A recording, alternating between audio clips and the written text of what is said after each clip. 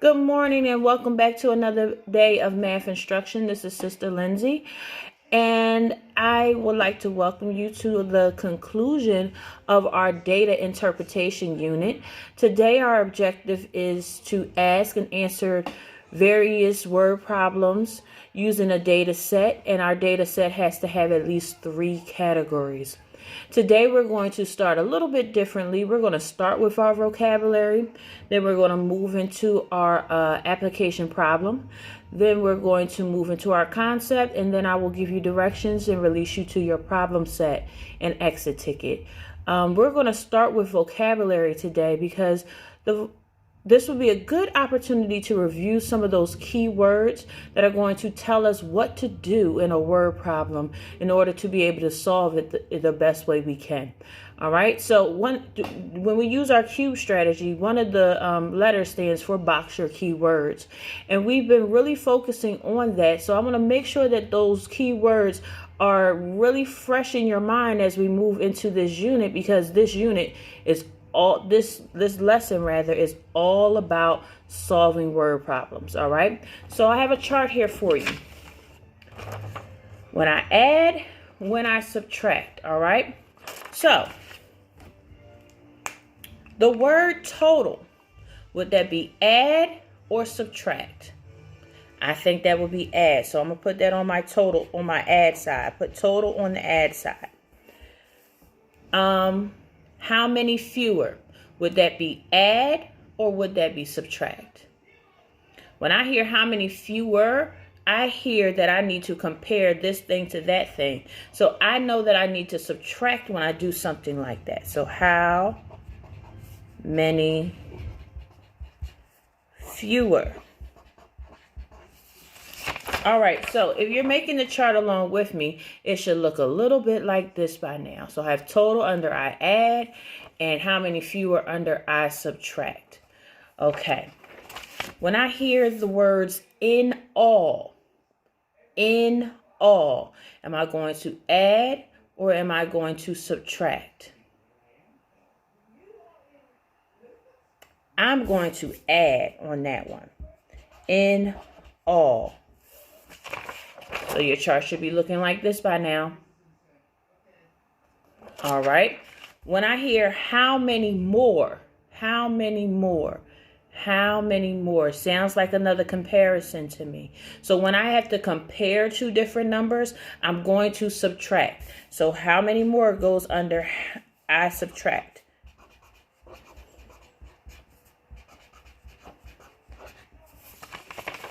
So we should be looking like this.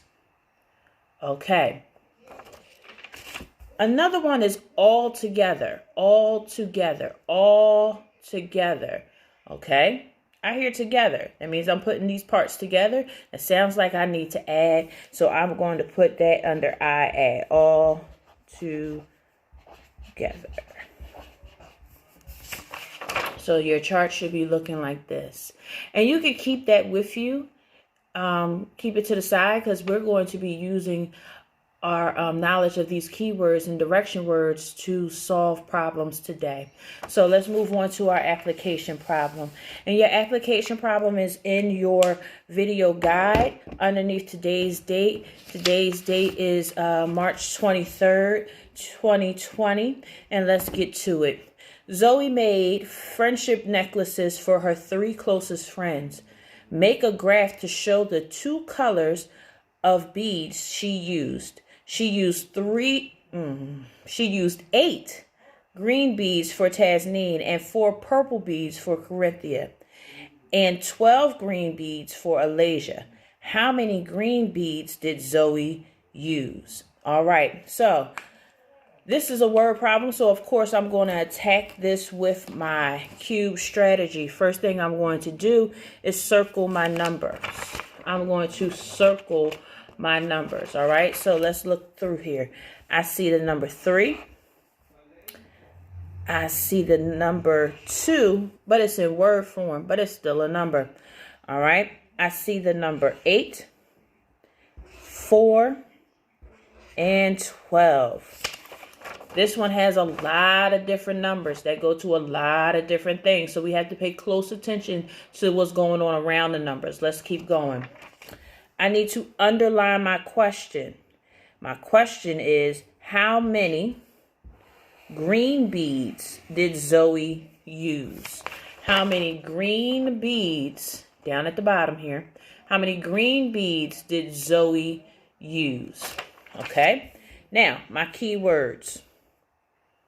3 of her closest friends, not quite. 2 colors, not quite.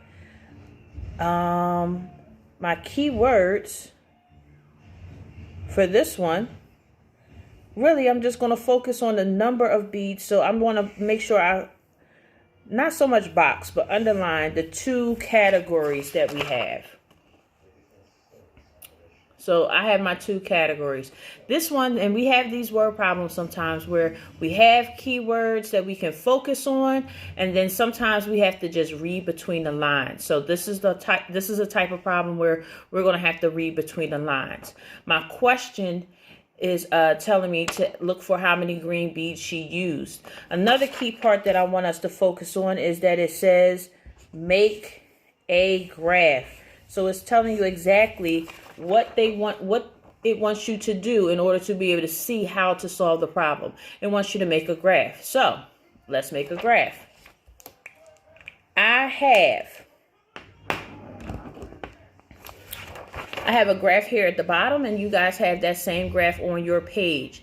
All right, so the green beads go in one box and the purple beads go in another box. And we're going to use tally marks for this.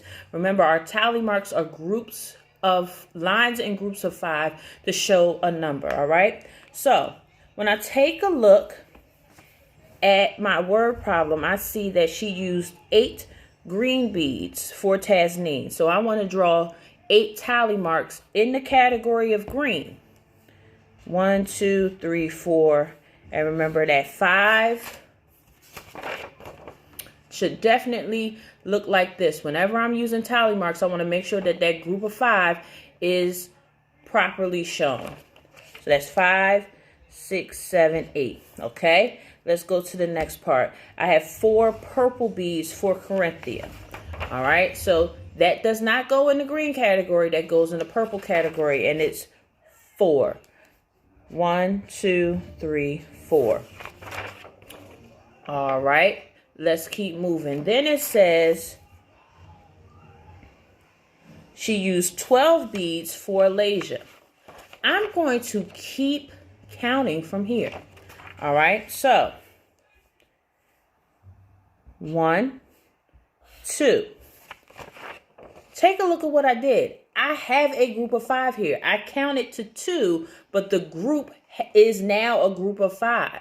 So as I add on the green beads from Malaysia, I now make another group of 5. So that was 2, 3, 4, 5, 6, 7, 8, 9, 10, 11, 12. Give you a second to really look at it. Did you add Alasia's 12 to Tasneem's 8 green beads? If you did, then it should look like this. All right, so there's an easy way to count this. Because they're already in groups of 5, I'm going to skip count by 5. 5, 10, 15, 20. So the answer to my question is Zoe used 20 green beads all together. Zoe used 20 green beads all together. All right. So again, our objective for today is to ask and answer various word problems using a data set that has at least 3 categories. So I've been asking around via text and via email because we're practicing that social distancing thing. What are some of people's favorite things to do in the snow? And I got a lot of feedback from a lot of various people, and I have a little bit of a data set to present to you. So when I asked if they liked snow angels, snowmen, or snow forts, if those were the things they like to do in the snow. Okay, so here's my graph. Okay, on this graph, I'm going to put that same data information. This time, I'm not going to put the squares across. I'm not going to put the squares down. I'm going to start at the bottom and work my way up. All right. So for snow angels, 3 of my friends like snow angels. So I have 1, 2, 3. And I'm working my way up, almost like a tower. It's the same concept as if they were going this way or going down. All right. Asking around, I found out that 12 of my friends like to make snowmen. So I'm going to go ahead and put that on there. 1, 2, 3, 4, 5, 6, 7, 8, 9, 10, 11, and 12. It's pretty tall. All right, when I compare this to this, it looks taller than this one right here. Why? Because there's more in this data group than this data group. All right, and for snow forts, I only have 2 friends that like snow forts, so I'm gonna go ahead and put them on there. And remember, this time I'm on my graph, I'm starting from the bottom and working my way up. All right, so all of my information is on my table. It is clearly documented. I can clearly count my squares to find out how much is in each group. So let's really attack this with some questions and see if we can ask ourselves and answer these questions. So the first one that I want to ask myself, how many people prefer building a snowman over making snow angels? How would you figure this out? How many more people prefer building a snowman over a snow angel? All right, so when I heard that, I heard how many more. That means I need to compare. All right, so I have, for snow angels, I have 12. 1, 2, 3, 4, 5, 6, 7, 8, 9, 10, 11, and 12. All right, and for snow angels, I have 3. All right, so in order to compare those numbers and find the difference between those 2 numbers, I need to subtract. So that means I am going to do a simple number sentence. Of course, when I do my subtraction, my biggest number starts it off. So I have 12 minus 3 equals. And you have plenty of ways that you can solve this by now. So you can draw 12, cross it out. You can count back from 12 3 times. Or hopefully by now you have some of these problems memorized. But I'm going to demonstrate counting backwards, all right? So I have 12 in my head, 3 on my fingers. 12, 11, 10, 9. All right, so this number sentence tells me that 9 more people preferred building a snowman over a snow angel. But let's take a look at this for another quick second. Could I use the data set? Yes, I could. So I see 3 here. I see 3 here. They're pretty much on the same line. So if I start counting from here and start at 1, would I get 9? Let's see. 1, 2, 3, 4, 5, 6, 7, 8, 9. That means I could do a number sentence and I can use the squares. So whichever method works best for you, scholars, make sure that you're using it and using it correctly. And you can also use both of them to double check yourself. Remember, good mathematicians always double check themselves. So let's ask ourselves another question. How many more children prefer building snow angels over a snow fort? Let's take a look at our data. I have 3 here, and for snow fort, I have 2. So let's use the method that we just talked about. I'm going to use the data. So I have 2 here. There's 2. Start counting here is 1. So one more person prefers building a snow angel over a snow fort. Could I double check that with a number sentence? Of course. So snow angels were 3. I'm going to take away the smaller number, which was snow forts. That was 2. 3 minus 2. 3 in my head, 2 on my fingers. 3, 2, 1. If you got the same number both times, hit your brain 2 times. All right. Now, so we're able to ask ourselves these questions and use the data set in different ways to be able to answer those questions. Remember, when you're reading a question about a data set, make sure that you're looking for those keywords. You're either comparing 2 categories or trying to find out the total. Let's see. How many people did Sister Lindsay ask in all?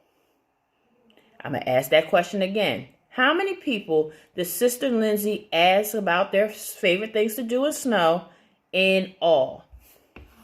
All right, so here's my data set. I have 3 here, 12 here, and 2 here. In all means just what it says, all of it. So I need to take each number and add them all together. I could also use this like I use a model. I could count each square and find out the total. So let's do it that way first. 1, 2, 3, 4, 5, 6, 7, 8, 9, 10, 11, 12, 13, 14, 15, 16, 17. All right, so Sister Lindsay asked 17 people in all. Let's double check that with a number sentence. So for snow angels, I have 3 people plus the 12 people for snowman and the 2 people for a snow fort. All right, so 3 plus 12. 12, 3 on my finger. 12, 13, 14, 15. Okay. So this is now 15 plus 2. 15 plus 2. Put 15 in my head, 2 on my fingers. 15, 16, 17. Got the same number. Must be correct because we just double checked ourselves. So Sister Lindsay asked 17 people in all what their favorite thing to do in the snow was. All right. So regardless on your graph, if you see your squares going from left to right or from top to bottom or bottom to top, you're always going to be using it about the same way. Okay. So make sure that you're focusing on how many squares are in that row or in that tower, and make sure that you're using the data the best way possible.